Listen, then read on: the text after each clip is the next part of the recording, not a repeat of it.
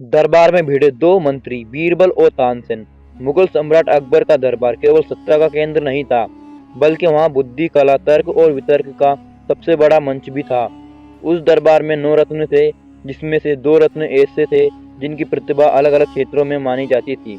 राजा बीरबल बुद्धि और तर्क के प्रतीक और तानसेन संगीत के सम्राट थे।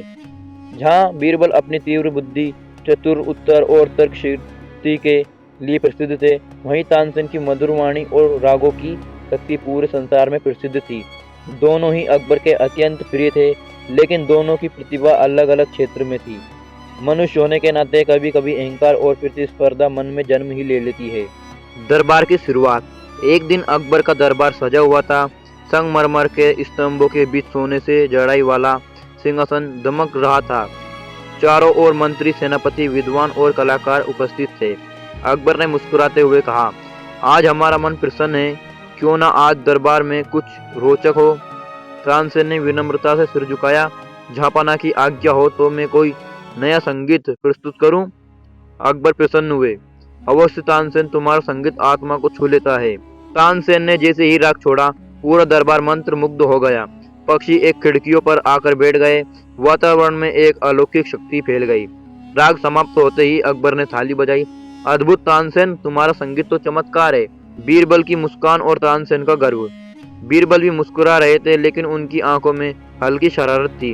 तानसेन को अकबर की प्रशंसा सुनकर गर्व हुआ। उन्होंने कहा, जहाँपनाह, संगीत वह शक्ति है जो बिना शब्दों के भी मनुष्य के हृदय को जीत लेती है। बुद्धि और तर्क भी उसके सामने फीके पड़ जाते हैं। दरबार में सन्नाटा छा गया। सबकी नजर बीरबल पर टिक गई। बीरबल ने शांत उत्तर दिया, तानसेन जी, संगीत महान है, इसमें कोई संदेह नहीं, परंतु बुद्धि के बिना न राज्य चलता है, न न्याय होता है, न ही जीवन की समस्या सुलझती है। तानसेन बोले, लेकिन बीरबल जी, संगीत मनुष्य के स्वभाव को बदल सकता है, क्रोध को शांत कर सकता है, युद्ध रोका जा सकता है।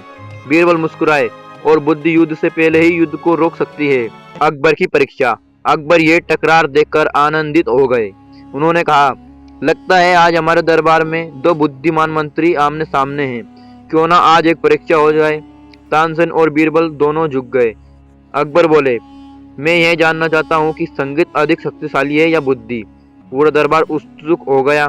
अकबर ने आदेश दिया, कल दरबार में तुम दोनों अपनी अपनी शक्ति सिद्ध करोगे। तानसेन की योजना। रात को तानसेन अपने कक्ष में बैठे सोच रहे थे, मैं ऐसा राग गाऊंगा कि स्वयं अकबर भी भाव विभोर हो जाए। उन्होंने दीपक राग और मेघ राग के बारे में सोचा, लेकिन समझ गए कि वे जोखिम भरा होगा। फिर उन्होंने निश्चय किया, मानव मन को जीतने वाला राग। बीरबल की रणनीति। उधर बीरबल शांत मन से मुस्कुरा रहे थे। उन्होंने सोचा, तानसेन संगीत से मन को जीतेंगे, लेकिन मैं बुद्धि से समस्या को जड़ से ही हल कर दूंगा। उन्होंने अकबर की प्रकृति, दरबार की मानसिकता और तानसेन के गर्व को समझ लिया था। अगले दिन का दरबार। अगले दिन दरबार में पहले से भी अधिक भव्य था। अकबर ने कहा, आज निर्णय होगा। पहले तानसेन को अवसर मिला। तानसेन का संगीत। तानसेन ने ऐसा राग छोड़ा कि दरबार में बैठे लोग भावुक हो गए। किसी की आंखों में आंसू बहने लगे तो किसी का मन शांति से भर गया। राग समाप्त होते ही अकबर बोले, तानसेन, तुमने तो हमारे हृदय को छू लिया। तानसेन ने गर्व से कहा, जहाँपनाह, यही संगीत की शक्ति है। बीरबल की बारी। अब सबकी नजर बीरबल पर थी। अकबर ने पूछा, बीरबल, तुम क्या करोगे? ना तुम्हारे पास वाद्य है, ना राग। बीरबल बोले, जहाँपनाह, मुझे केवल एक प्रश्न पूछने की अनुमति दीजिए। अकबर ने अनुमति दे दी। बीरबल ने तानसेन से पूछा, तानसेन जी, यदि कोई व्यक्ति संगीत सुनकर भावुक हो जाए, लेकिन उसके जीवन की समस्या जस से तस रहे, तो क्या संगीत उसे समाधान दे पाएगा? तानसेन चुप हो गए। बीरबल ने आगे कहा, और यदि किसी भूखे को संगीत सुनाया जाए, तो क्या उसकी भूख मिटेगी? दरबार में खुसर फुसर शुरू हो गई। बीरबल की बुद्धि का चमत्कार। बीरबल ने अकबर की ओर देखकर कहा, जहाँपनाह, संगीत मन को शांत करता है, लेकिन बुद्धि मनुष्य को सही निर्णय लेना सिखाती है। बुद्धि ही संगीत की दिशा देती है, लेकिन संगीत बुद्धि को मधुर बनाता है।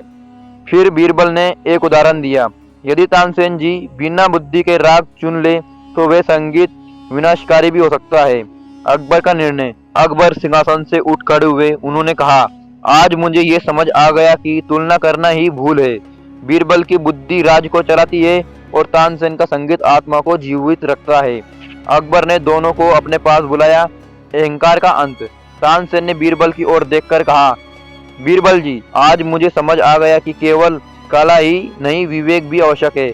बीरबल ने मुस्कुराकर उत्तर दिया, और मुझे यहाँ की बुद्धि को मधुर बनाने के लिए संगीत जरूर है। दोनों ने एक दूसरे को प्रणाम किया। कहानी की सीख। अकबर ने दरबार को संबोधित करते हुए कहा, जिस दिन मनुष्य अपनी विद्या को दूसरे से सर्वश्रेष्ठ मानने लगता है, उसी दिन उसका पतन शुरू हो जाता है। सच्ची बुद्धिमत्ता वही है जो दूसरों की प्रतिभा का सम्मान करे। पूरा दरबार जापाना की जय से गूंज उठा। इस प्रकार अकबर के दरबार में बीरबल और तानसेन की यह बुद्धि और कला की टक्कर किसी विजय या हार पर नहीं, बल्कि समझ और संतुलन पर समाप्त हुई। क्योंकि बिना बुद्धि संवेदना से कठोर होती है और संगीत बिना विवेक के दिशाहीन। दोनों साथ हो तभी मनुष्य पूर्ण होता है। अकबर की अंतिम परीक्षा। बीरबल और तानसेन के बीच हुई एक ऐतिहासिक बहस के बाद दरबार में शांति थी, लेकिन अकबर के मन में भी एक प्रश्न घूम रहा था। उन्होंने दोनों की बुद्धि और कला को समझ लिया था, पर अब वे ये देखना चाहते थे कि विपत्ति के समय कौन पहले समाधान तक पहुंचता है। अगले दिन अकबर ने दरबार में घोषणा की, आज कोई विवाद नहीं होगा, आज होगी वास्तविक परीक्षा। दरबारियों में उत्सुकता फैल गई। अकबर ने कहा, मान लो हमारे राज्य में अचानक जनता भयभीत हो जाए, बिना किसी युद्ध के, ना कोई शत्रु सामने हो, ना कोई अकाल, तब तुम दोनों क्या करोगे? तानसेन का उत्तर। तानसेन ने आगे बढ़कर कहा, जापाना, भय मन से जन्म लेता है। मैं ऐसा संगीत प्रस्तुत करूंगा जो जनता के हृदय से डर निकाल दे। उदाहरण। उन्होंने एक उदाहरण दिया। सही राग मनुष्य के भीतर साहस भर सकता है और भय को शांत कर सकता है। अकबर ने सिर हिलाया। उचित उत्तर। बीरबल की सोच। अब बीरबल आगे आए। उन्होंने कहा, जहांपना, भय का कारण समझना अधिक आवश्यक है। जब तक कारण नहीं मिटेगा तब तक भय लौटता रहेगा। अकबर ने पूछा, तो तुम क्या करोगे? बीरबल बोले, मैं पहले जनता से बात करूंगा, अफवाहों को रोकूंगा और सत्य सामने लाऊंगा। जब मनुष्य सच जान लेता है तो डर अपने आप समाप्त हो जाता है। अकबर की मुस्कान। अकबर मुस्कुराए। उन्होंने दोनों को पास बुलाकर कहा, तानसेन भय को शांत करते हैं और बीरबल भय की जड़ को काटते हैं। फिर अकबर ने दरबार को संबोधित करते हुए कहा, राज्य तभी सुरक्षित रहता है जब मन और मस्तिष्क दोनों संतुलित हो। दोनों का मेल। तानसेन ने बीरबल की ओर देखकर कहा, आज मुझे समझ आया कि संगीत तभी प्रभावी है जब बुद्धि उसका मार्गदर्शन करे। बीरबल ने उत्तर दिया, और बुद्धि तभी पूर्ण है जब उसमें संवेदना हो। दोनों ने एक दूसरे को सम्मान से प्रणाम किया। इस कहानी की सबसे बड़ी शिक्षा। अकबर ने अंत में कहा, जो केवल शांत करता है वह क्षणिक समाधान देता है, जो कारण मिटाता है वही स्थायी समाधान देता है। दरबार तालियों से गूंज उठा। इस प्रकार अकबर के दरबार में यह सिद्ध हुआ कि संगीत और बुद्धि विरोध नहीं, बल्कि एक दूसरे के पूरक है।